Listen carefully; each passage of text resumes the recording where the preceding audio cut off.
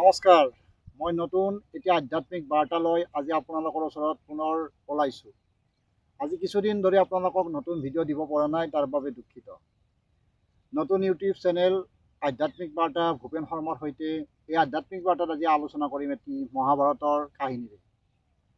মহাভাৰতৰ অষ্টম অধ্যায়ৰ এটি শ্লোক, যিটো শ্লোকেৰে আৰম্ভ হ'ব আজি আমাৰ মহাভাৰতীয় কাহিনী। ব্যাধা দশর্ণেষু মৃগঃ কালন জরে গিরৌ চক্রবাকা শরদ্বীপে হংসা সরসীমানসে তেষ জাতা কুরুক্ষেত্রে ব্রহ্মণা বেদ পারগা প্রস্তুতং দূরং মাধ্যয়ং ইদং দেভ্য বসিদত। এইটো এটা মহাভাৰতীয় অষ্টম অধ্যায়ৰ শ্লোক, যিটো শ্লোকৰে আৰম্ভ হ'ব আজিৰ আমাৰ মহাভাৰতীয় কাহিনী। পুৰণা দিনত এটা শ্ৰাদ্ধীয় পৰম্পৰা আছিল। আজিকালি আমি যেনেদৰে আমি শ্ৰাদ্ধ কৰোঁ, একাদীষ্ট শ্ৰাদ্ধ, নান্দিমুখ শ্ৰাদ্ধ, পাৰ্বণ শ্ৰাদ্ধ, সেনেকুৱা এটা শ্ৰাদ্ধ আছিল। এটা সময়ত ঋষিমুনিসকলে আয়োজন কৰিছিল। তেওঁলোকৰ পূৰ্বপুৰুষসকলৰ তৃপ্তিৰ নিমিত্তে কৰা এই শ্ৰাদ্ধভাগৰ নাম মাংসাষ্টক শ্ৰাদ্ধ। ঋষিমুনিসকলে সেই মৃগয়া বধ কৰি আনি সেই মাংসৰে পূৰ্বপুৰুষসকলৰ তৃপ্তিৰ নিমিত্তে নিবেদন কৰিছিল এই মাংসাষ্টক শ্ৰাদ্ধ। এবাৰ এনেকুৱা এটা ঘটনা হৈছিল অগস্ত্যী মুনিৰ আশ্ৰমত। অগস্ত্যী, জলদস্তি আৰু ইক্ষু এই তিনিওজন সহোদৰ ভাইক। বৰ্তমান সময়ত আমি সকলোৱে জানো মহাকুম্ভ মেলা চলি আছে আৰু মাঘৰ মাহ অতি পবিত্ৰ মাহ। গতিকে এই মাঘৰ মাহতেই বিশেষত আমি সকলোৱে গংগা স্নান কৰিব পাৰিলে আমাৰ মল নাশ হয়। গাৰ মলৰ কথা কোৱা নাই, আমাৰ পাপ মোচনৰ যিটো মল, সেই মল যদি আমি গংগা স্নান কৰিব পাৰোঁ, নিশ্চিতভাৱে পৰম শুদ্ধি সহকাৰে পৰম ভক্তিৰে যদি আমি গংগা দেৱীক আৰাধনা কৰি আমি সংকল্প লৈ পেলাই কওঁ, হে মা গংগা দেৱী, মোৰ পাপ মোচন কৰাৰ নিমিত্তে স্নান কৰিব আহিছোঁ, গতিকে মোৰ শৰীৰৰ সমস্ত পাপ তুমি মোচন কৰাই দিয়া। গতিকে সেনেকুৱা এটা পৰম্পৰাতে অগস্ত্যী, জলদস্তি আৰু ইক্ষুৱে মাঘী স্নান কৰিবলৈ গংগা গুচি গ'ল। আৰু অগস্ত্যী মুনিৰ আশ্ৰমত যিহেতু মাঘ মাহৰ কৃষ্ণপক্ষৰ অষ্টমী তিথিত মাংসাষ্টক শ্ৰাদ্ধ নিবেদন কৰা তিথি হয়, সেই তিথিটো তেওঁলোকে মাঘী স্নানৰ সময়ত যিহেতু নাপাব, সেইকাৰণে সেই বছৰ অগস্ত্যী মুনিয়ে তেওঁৰ আশ্ৰমৰ 4জন প্ৰিয় শিষ্য একাদিক্ৰমে পুলহ, পুলস্ত, জৈমিনী আৰু অংগিৰস, এই 4জন পৰম শিষ্যক ক'লে যে তোমালোকে আমাৰ মাঘী স্নানৰ সময়ত আমি আহি নোপোৱা পৰ্যন্ত যিহেতু মাংসাষ্টক শ্ৰাদ্ধভাগ নিবেদন কৰিব লাগিব, তোমালোকে এবাৰ সেই কাৰ্যটো সম্পাদন কৰাবা আমাৰ পূৰ্বপুৰুষসকলৰ তৃপ্তিৰ নিমিত্তে। সেইমতে কথা কৈ অগস্ত্যী, জলদস্তি আৰু ইক্ষুৱে মাঘী স্নান কৰিবলৈ ওলাই গ'ল।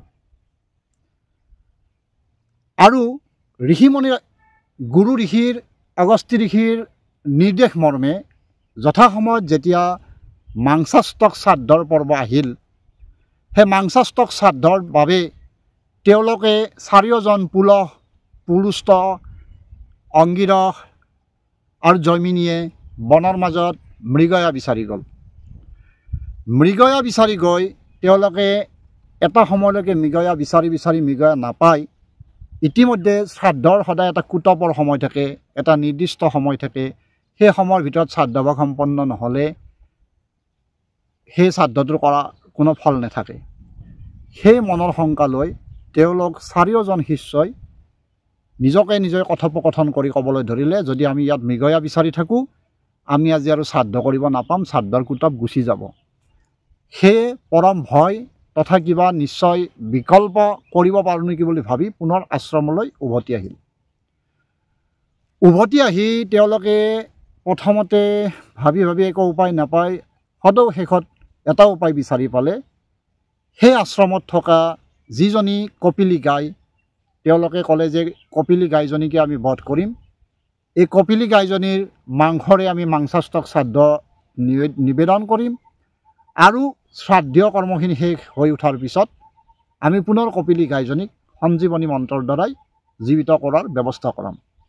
অৱশ্যে ঋষিমুনিসকলৰ দিনত যেতিয়া মাংসাষ্টক শ্ৰাদ্ধভাগ নিবেদন কৰাইছিল, তেওঁলোকে যদিও বধ কৰিছিল এটা মৃগয়া, সেই মৃগয়াটোৰে সেই মাংসৰে যি মাংসাষ্টক শ্ৰাদ্ধভাগ সম্পন্ন কৰিছিল, সম্পন্ন হৈ যোৱাৰ পিছত পুনৰ সেই মাংসখিনিৰে আৰু ঋষিমুনিসকলৰ মৃত সঞ্জীৱনী মন্ত্ৰেৰে সেই মৃগজনক পুনৰ জীৱন দান কৰি বনৰ মাজত বিচৰণ কৰিবলৈ এৰি দিছিল। এওঁলোকে সেই পৰম্পৰাই ল'ম বুলি ভাবি কপিলী গাইজনীক বধ কৰি সেই মাংসৰে মাংসাষ্টক শ্ৰাদ্ধভাগ নিবেদন কৰিলে যদিও যেতিয়া নিবেদন হৈ উঠাৰ পিছত গাইজনীক জীৱন দানৰ পৰ্ব আহিল, সেই ঋষি চাৰিওজনৰ মাজত কোনো এজনেও মৃত সঞ্জীৱনী মন্ত্ৰটো আয়ত্ব কৰিব পৰা নাছিল, যাৰ কাৰণে তেওঁলোকে সেই গাইজনীক জীৱন দান কৰিব নোৱাৰি পৰম সংশয়ত ভুগিবলৈ ধৰিলে। আৰু এনেকৈ সংশয় হয় চিন্তাত পৰি চাৰিওজনৰ মাজতে কথোপকথন হৈ ক'লে যে আমি এই গাইজনীৰ যত যিমান মৃত অংশ আছে, হাড় মুৰুকে আদি কৰি গোটেইখিনি বস্তু সামগ্ৰী আমাৰ ঋষি গুৰুসকল অহালৈকে আমি এটা ঠাইত সংগ্ৰহ কৰি থৈ দিওঁ। যেতিয়া আমাৰ ঋষিসকল আহিব, আমাৰ গুৰুদেৱ আহিব, আমি তেওঁৰ ওচৰত শৰণাগত হৈ আদ্যৱন্ত কথাবিলাক কৈ তেওঁৰ ওচৰত শৰণ লৈ আমি এই গাইজনীক জীৱন দানৰ কাৰণে নিবেদন কৰাম।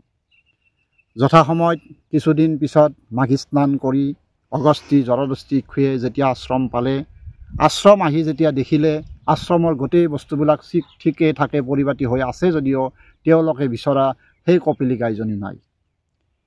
কপিলী গাইজনীৰ উঠহ বিচাৰি যেতিয়া শিষ্যসকলক প্ৰশ্ন কৰে আমাৰ আশ্ৰমৰ গাইজনী ক'ত, তেতিয়া তেওঁলোকে ভয়ে ভয়ে আদ্যৱন্ত গোটেই কথাবিলাক অগস্তি ঋষিৰ আগত বিৱৰি ক'লে। অগস্তি মুনিয়ে ঋষি শিষ্যসকলৰ কথা শুনি টিঙিৰি তোলা খঙত অগ্নিশৰ্মা হৈ সেই ঋষি চাৰিজনক তেতিয়া এইটো শ্লোকেৰে এই মন্ত্ৰেৰে অভিশাপ দিলে। সপ্ত বেধা দশৰ নেচু মৃগঃ কালঞ্জৰে গিৰৌ চক্ৰবাকাচৰত দ্বীপে হংসা সৰসী মানসে তেজ জাতা কুৰুক্ষেত্ৰে ব্ৰাহ্মণা বেদ পাৰগা প্ৰস্তুতং ইদং দেভ্য অৱচিদত। তেতিয়া শিষ্যসকলে ঋষি অগস্তিৰ ভৰিত চৰণত শৰণাগত হৈ ত্ৰাহিমাম ত্ৰাহিমাম, হে ঋষি আমাক এই সাপৰ পৰা মুক্ত কৰক, আমি নাজানি কৰা ভুলৰ কাৰণে আমাক মুক্ত কৰক। একান্ত ঋষিসকলৰ শিষ্যসকলৰ অনুৰোধত তেতিয়া সেই ঋষিয়ে কয় যে তোমালোকে যিহেতু ভুল কৰিলা, ভুলৰ শাস্তি হিচাপে মোৰ মুখৰ পৰা যি অভিশাপ ওলাল সেয়া কোনো কাৰণতে খণ্ডন নহ'ব, মাত্ৰ তোমালোকৰ স্তুতিত মই সন্তুষ্ট হৈ তোমালোকক বৰদান কৰোঁ, তোমালোকৰ ইয়াৰ মুক্তি হ'ব কুৰুক্ষেত্ৰৰ যুদ্ধৰ সময়ত।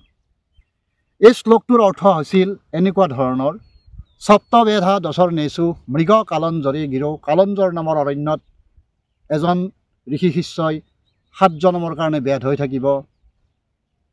চক্ৰবাক আচৰত দ্বীপে, চক্ৰবাক নামৰ চৰাই হৈ চক্ৰবাক অৰণ্যত এজনে 7 জনমৰ কাৰণে শাপগ্ৰস্ত হৈ থাকিব।